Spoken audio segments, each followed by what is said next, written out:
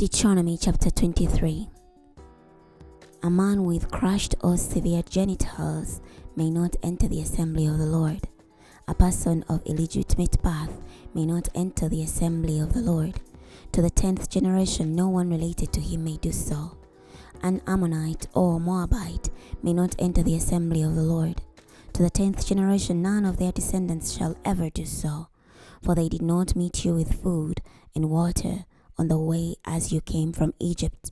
And furthermore, they hired Balaam son of Beor of Pethor in Aram Naharaim to curse you. But the Lord your God refused to listen to Balaam and changed the curse to a blessing. For the Lord your God loves you. You must not seek peace and prosperity for them through all the ages to come. You must not hate an Edomite, for he is your relative. You must not hate an Egyptian, for you lived as a foreigner in his land. Children of the 3rd generation born to them may enter the assembly of the Lord. When you go out as an army against your enemies, guard yourselves against anything impure. If there is someone among you who is impure because of some nocturnal emission, he must leave the camp. He may not re-enter it immediately. When evening arrives, he must wash himself with water, and then at sunset he may re-enter the camp. You are to have a place outside the camp to serve as a latrine. You must have a spade among your other equipment, and when you relieve yourself outside, you must dig a hole with a spade and then turn and cover your excrement. For the Lord your God walks about in the middle of your camp to deliver you and defeat your enemies for you. Therefore your camp should be holy, so that he does not see anything indecent among you and turn away from you. You must not return an escaped slave to his master when he has run away to you. Indeed, he may live among you in any place he chooses, in whichever of your villages he prefers. You must not oppress him. There must never be a sacred prostitute among the young women of Israel, nor a sacred male prostitute among the young men of Israel. You must never bring the pay of a female prostitute or the wage of a male prostitute into the temple of the Lord your God in fulfillment of any vow, for both of these are abhorrent to the Lord your God. You must not charge interest on a loan to your fellow Israelite, whether on money or food, or anything else that he has been loaned with interest. You may lend with interest to a foreigner, but do not to your fellow Israelite. If you keep this commandment, the Lord your God will bless you in all you undertake in the land you are about to enter to possess. When you make a vow to the Lord your God, you must not delay in fulfilling it, for otherwise he will surely hold you accountable as a sinner. If you refrain from making a vow, it will not be sinful.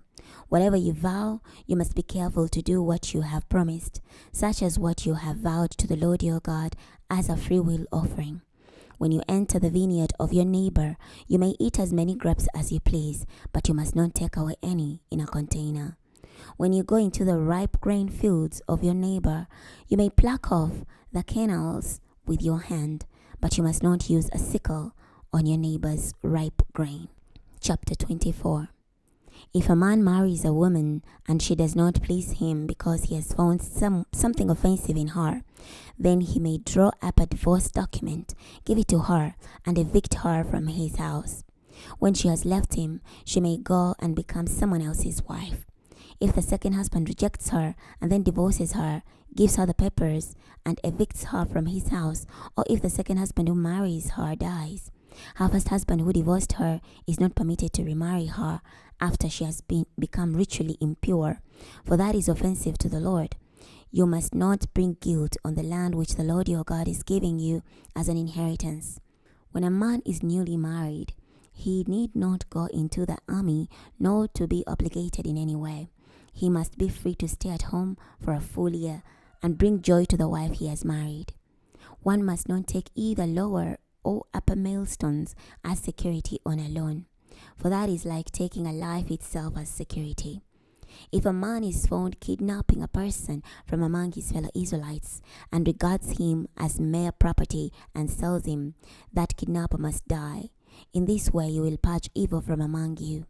Be careful during an outbreak of leprosy to follow precisely all the Levitical priests instruct you, as I have commanded them, so you should do. Remember what the Lord your God did to Miriam along the way after you left Egypt.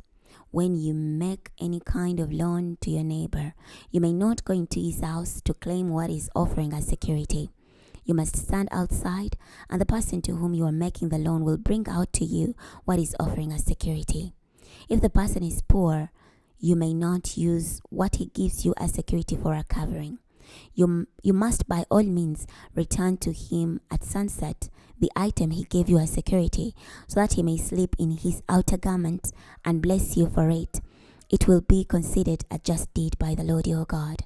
You must not oppress a lowly and poor servant, whether one from among your fellow Israelites or from the resident foreigner who are living in your land and villages.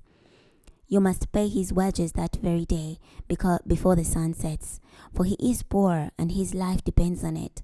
Otherwise he will cry out to the Lord against you, and you will be guilty of sin. Fathers must not be put to death for what their children do, nor children for what their fathers do. Each must be put to death for his own sin. You must not pervert justice due to a resident foreigner or an orphan, or take a widow's garment as security for a loan. Remember that you were slaves in Egypt, and that the Lord your God redeemed you from there. Therefore, I'm commanding you to do all this. Whenever you reap your harvest in your field and leave some unwrapped grain there, you must not return to get it. It should go to the resident foreigner, orphan, and widow, so that the Lord your God may bless all the work you do. When you beat your olive tree, you must not repeat the procedure. The remaining olives belong to the resident foreigner, orphan, and widow. When you gather the grapes of your vineyard, you must not do so a second time. They should go to the resident foreigner, orphan, and widow. Remember that you were slaves in the land of Egypt. Therefore, I'm commanding you to do all this. We're stopping here today.